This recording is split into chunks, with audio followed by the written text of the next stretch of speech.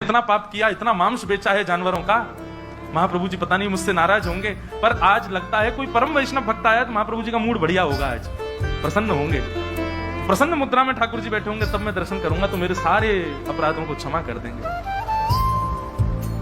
वहां तो भीड़ लग गई पालकी के पास में, बोले हम हैं परम भक्त। और वो सदन कसाई दूर ही खड़े हैं, बोले इनमें से कोई होगा जो पालकी में बैठेगा, आज पहले उसको प्रणाम करूंगा फिर महाप्रभु जी को करूंगा। वहां तो इतनी भीड़ लग गई कि पंडा पुजारी पालकी लेके जान बचा के भागे वहां से, क्योंकि सबको लगता है कि हमसे बड़ा भक्त तो कोई है ही नहीं। पालकी खाली लौट करके आ गई। महाप्रभु जगन्नाथ जी बोले तुम खाली आ गए, लेके नहीं आए उनको? बोले भगवान आपके एक दो भक्त तो है नहीं, वहां तो हजारों भक्त, एक पालकी उसमें कितनों को बैठा किया, सब चढ़ने लगे। बोले हम है भक्त, हम है भक्त। आप कोई संकेत बताओ आपके भक्त का कोई लक्षण। श्री जगन्नाथ प्रभु के नेत्र सजल हो गए, बोले मेरी तरह उसके भी हाथ नहीं है जो आया है, वही है मेरा भक्त, उसको लेके आओ। पुजारी पालकी लेकर के दोबारा गए।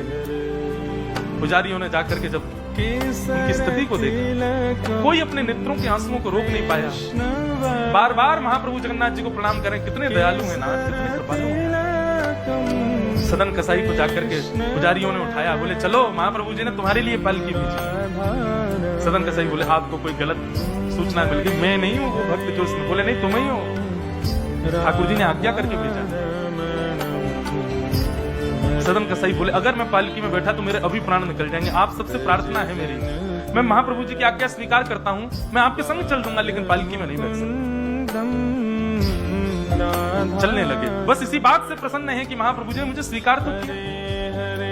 और जैसे ही सिंह द्वार पर पहुंचे और दंडवत करते ही जैसे ही श्री पतित पावन भगवान, सिंह द्वार पर ही श्री पतित पावन भगवान है, बाहर ही उनका दर्शन हो जाता है। उनको देखा, देखते ही बोले ये पतित पावन भगवान है, श्री जगन्नाथ जी के ही समरूप हैं, पहले इनका दर्शन करते हैं फिर जगन्नाथ जी का दर्शन।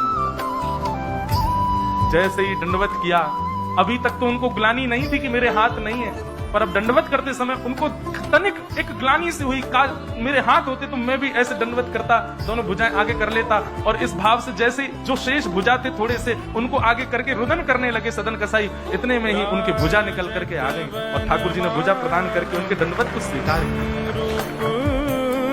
श्री जगन्नाथ